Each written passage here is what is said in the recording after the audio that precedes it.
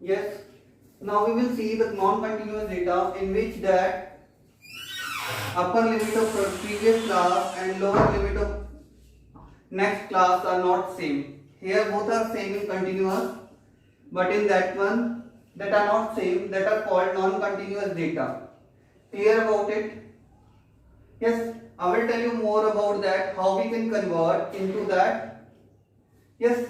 Now to continuous data, because it is also important how we can convert into the continuous data. First thing is that you will find out that lower limit of second class minus upper limit of previous class and divided by 2. क्या करना है, सबसे पहले इन दोनों का difference को 2 से क्या करना है, डिवाइड कर देना है. That means 6 minus 5 divided by 2, 1 upon 2, which is equals to 0.5. After finding out that value, क्या करना है, दोनों के अंदर जो हमारी जो नेक्स्ट चीज जो है क्या करनी है, इसमें कंटिन्यूअस में कन्वर्ट करने के लिए अब क्या करना है, क्लास इंटरवल है, फ्रीक्वेंसी है.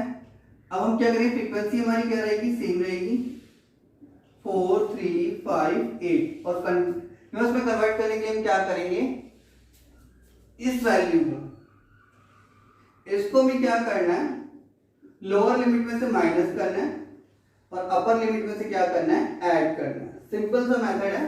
पहले ये वाली वैल्यू फाइंड आउट करेंगे, इसके बाद हम लोअर लिमिट में से माइनस करेंगे, अपर लिमिट में क्या करेंगे, ऐड करेंगे. That is also important. 0.5 to 5.5, 5.5 to 10.5, 10.5 to 15.5 and 15.5 to 20.5.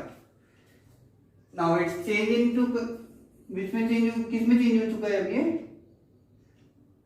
Continuous data में चेंज हो चुका है. Clear about it, because now that two are same. Yes. तो जब हमारा नॉन कंटिन्यूअस डेटा होगा तो हमें उसे किस में चेंज करना होगा, कंटिन्यूअस डेटा में क्या करना होगा, चेंज करना होगा. यस. और इसके रिलेटेड कुछ और टर्म्स में मैं बता देता हूं. जैसे एक होती है क्लास इंटरवल, मैंने बताया था तुम्हें. क्लास इंटरवल है यहाँ पे, जैसे 0 to 5 है, 5 to 10 है, ये सारे क्या हैं, क्लास इंटरवल हैं. Clear about it. इसके अलावा बात होती है क्लास साइज की, क्लास विड्थ की. साइज बोल सकते हैं, विड्थ बोल देते हैं, कई बार ये हाइट भी बोल देते हैं.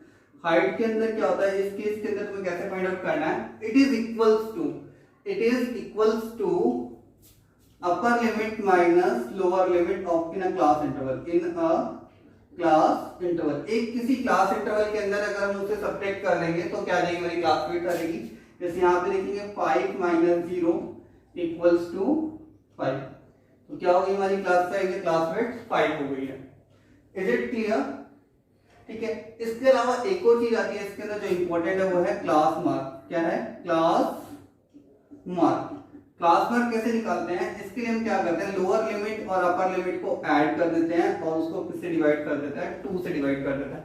Means average of lower limit and upper limit in a class interval is called class mark. क्या बोलेंगे इसे, 2 से डिवाइड कर रहे हैं, 2 ही नंबर, तो इसे एवरेज भी बोला जा सकता है. तो average of lower limit and upper limit is called class mark, which is equals to here 0 plus 5 divided by 2, 2.5, and same for next 5 plus 10 divided by 2 is equals to 7.5.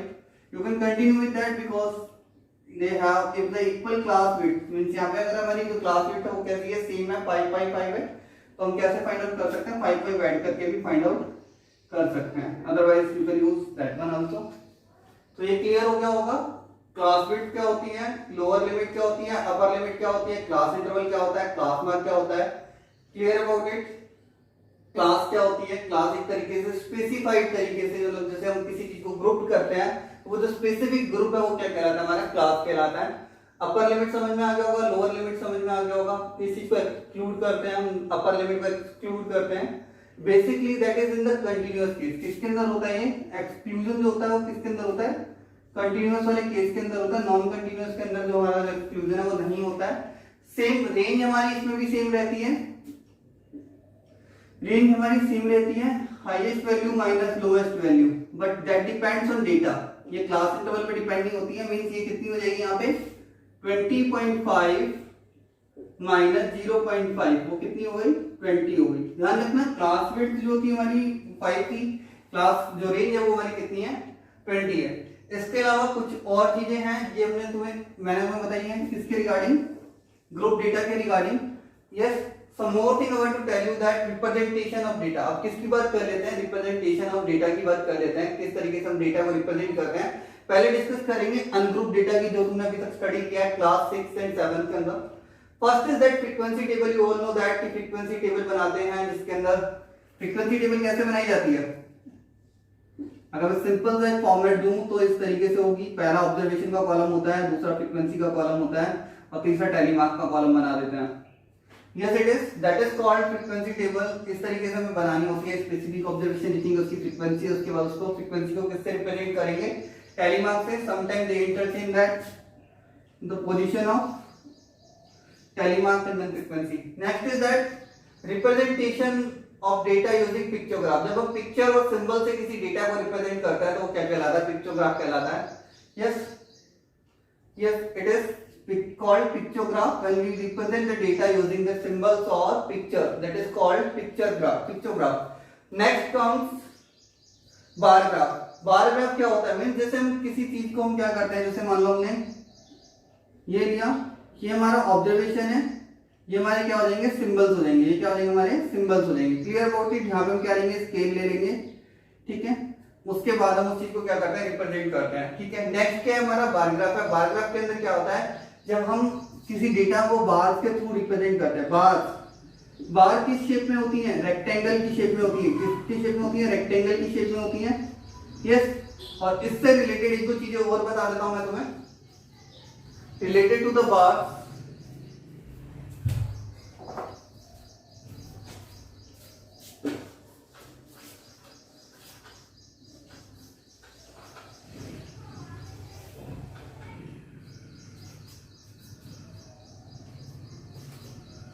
पिक्चोग्राफ समझ में आ गया होगा। पिक्चोग्राफ के अंदर ऑब्जर्वेशन और उसके सिंबल से represent करता है, कितने उसके सिंबल्स और उसकी वैल्यू के थ्रू। Yes, and now bar graph is there. Bars are in the shape of rectangle. किसकी शेप में होती हैं, रेक्टेंगल की शेप में होती हैं। पहले मैं अनग्रुप डेटा की बात कर रहा था। बार की शेप कौन सी होती है, रेक्टेंगल होती है। और ध्यान रखने वाली बात है length of the bar. Length of बार किसको रिप्रेजेंट करती है, बार जो होती है वो किसको रिप्रेजेंट करती है, वैल्यू को रिप्रेजेंट करती है। विड्थ ऑफ बार जो होती है वो हमेशा कैसी रहती है, विड्थ ऑफ बार क्या रहती है, सेम रहती है, इक्वल रहती है, ठीक है। और इसके अलावा स्पेस बिटवीन टू बार भी क्या रहता है, इक्वल रहता है। स्पेस बिटवीन टू बार आल्सो रिमेन इक्वल। ये ध्यान रखने वाली बात है। दो बार के बीच में स्पेस है वो भी क्या रहेगा, इक्वल रहेगा। विड्थ ऑफ बार कैसी रहेगी, इक्वल रहेगी। लेंथ ऑफ बार क्या रिप्रेजेंट करेगी, ये वेरी होगी। ये क्या होगी, वेरी करेगी, यानी कि चेंज होती रहेगी। यस, इसके अंदर दो एक्सिस होते हैं, एक्स एंड वाई। ये वैल्यू और ये category. Very axis, it also known as horizontal axis, it also known as vertical axis. Normally इन दोनों को हम इंटरचेंज भी कर सकते हैं। मींस ऐसा नहीं है कि हमें सिर्फ ग्राफ यहाँ पे बनाना होता है। यस, नॉर्मली यहाँ पे हम वैल्यू रिप्रेजेंट करते हैं और जहां पे दोनों एक्सिस मीट करते हैं उस पॉइंट को O और ओरिजिन से रिप्रेजेंट करते हैं। और यहाँ पे हम स्केल लिखते हैं। स्केल नॉर्मली अगर आप व्यू बना रहे हो, यस, तो किस पे लेना है, इस केस के अंदर हमें लेना होता है Y axis, on Y axis. One column equal to dash units, ठीक है। अगर हम ग्राफ को यू बना रहे हैं, मींस इसको कैटेगरी ले रहे हैं, उस केस में किस पे लेंगे, ऑन एक्स एक्सिस पे लेंगे, ठीक है, ऑन एक्स एक्सिस, ठीक है। Clear about it. जब हम इस तरीके से ग्राफ बना रहे हैं, इस तरीके से ग्राफ गिवन है, तो कौन से एक्सिस पे होगा, एक्स पे होगा, वाई पे होगा। इसके बाद देखो इसके अंदर क्वेश्चंस जो आते हैं वो कौन से आते हैं, एक दो चीजें और बता क्लियर कर देता हूं। Yes, related two questions will give that one information given by bar graph. Information कैसे होगी, जब when you combine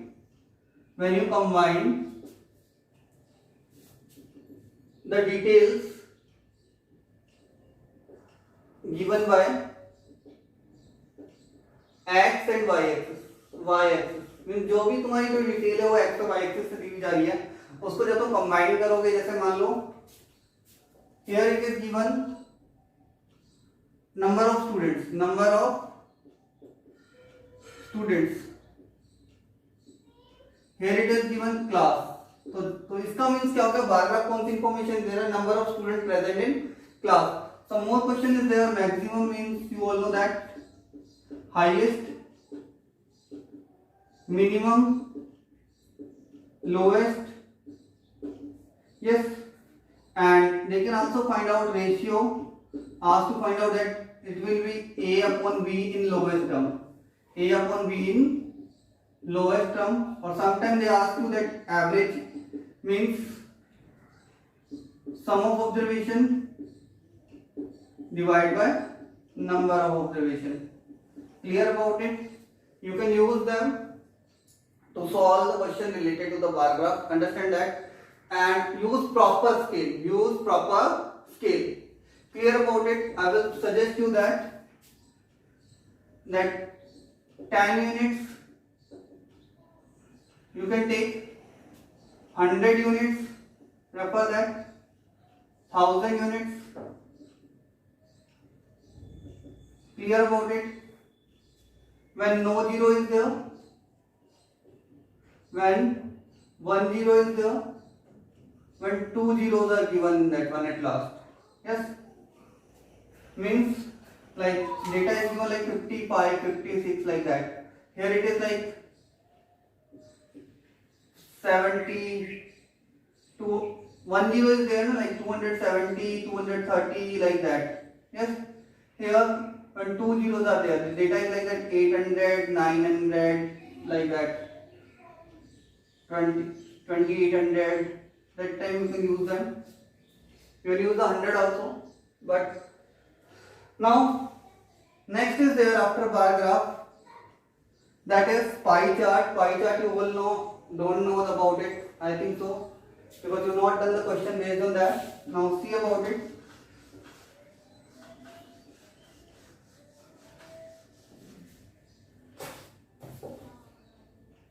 Representation of data. It is representation of data using central angle. कैसे रिप्रेजेंट किया जाता है, देखिए जैसे एक सर्कल है, उसके यहाँ पे जो एंगल बन रहा है, ये सेंटर है हमारा. इन एंगल के बेसिस पे जब हम किसी डेटा को रिप्रेजेंट करते हैं वो क्या कहलाता है, पाई चार्ट कहलाता है. Clear about it? Understand that. इसके अंदर एंगल की वैल्यू कैसे निकालेंगे, सेंट्रल एंगल जो होगा वो किसके इक्वल होगा, एंगल जो हो जाएगा वो किसके इक्वल होगा, given value upon total value multiply by 360 degree के इक्वल होगा. यस, और अगर हमें वैल्यू निकालनी है किसी के लिए, वैल्यू किसके इक्वल हो जाएगी, value is equals to given angle upon 360 degree multiply by total value के इक्वल हो जाएगी. दो चीजें याद रखनी है इसके अंदर, कैसे निकालना है, सेंट्रल एंगल इस तरीके से निकालना है, टोटल वैल्यू को इस तरीके से निकालना है. यस, इसके अलावा कई बार टोटल वैल्यू पूछ सकता है. टोटल वैल्यू के अंदर कैसे निकालेंगे, 360 degree divide by given angle multiply by given value. Clear? मतलब जिस एंगल की वैल्यू दे रखी है उसी एंगल को लेना है यहाँ पे. मतलब एंगल मान लो सपोज करो 60 डिग्री दे रखी है और उसकी वैल्यू दे रखी है 240. ठीक है, तो इसी को कंसीडर करना है. Yes, clear about it? Next is there line graph. Line से when representing of data using points, जब हम किसी को डेटा को पॉइंट से रिप्रेजेंट करते हैं and after that join them. Is it clear? जब हम किसी डेटा को पॉइंट से रिप्रेजेंट करते हैं और उसे ज्वाइन कर देते हैं तो क्या कहलाता है, लाइन ग्राफ कहलाता है. जैसे मान लीजिए, जैसे यहाँ पे ए है, बी है, सी है, डी है, मैं यहाँ पे स्मॉल ले रहा हूँ, 2 4 6. ठीक है, ए की वैल्यू मान लिया हमने सी है, बी की 1, बी की कितनी है 1, सी की हमारी कितनी होगी 6, ए की हमारी 6 और डी की हमारी कितनी है 4. यस, तो लाइन ग्राफ कैसा हो जाएगा इसका, ये क्या हो जाएगा हमारा लाइन ग्राफ हो जाएगा। Clear about it? That is called our line graph. इसके अंदर एक से ज्यादा का भी बनाया जा सकता है। मान लो यहाँ पे कोई और दे रखा है EFGH, ठीक है, या फिर किसी और ईयर के लिए दे रखा है, तो मान लो उसकी वैल्यू जो है 2 है, इसकी जो है यहाँ पे 4 है, यहाँ पे कितनी है 3 है, और यहाँ पे कितनी है 5 है, ठीक है। तो इसको भी ज्वाइन किया जा सकता है, मीन्स एक से ज्यादा हो सकती है, दो से तीन भी हो सकती है। इस तरीके से रिप्रेजेंट किया जाता है 2 को या 2 से मोर देन 2 को। Clear about it? Just pay attention on that, that is called the graph. अभी हमने अनग्रुप डेटा का डिस्कस किया है। Next lecture I will discuss with you the group data representation. Thank you. Just right the definition of that.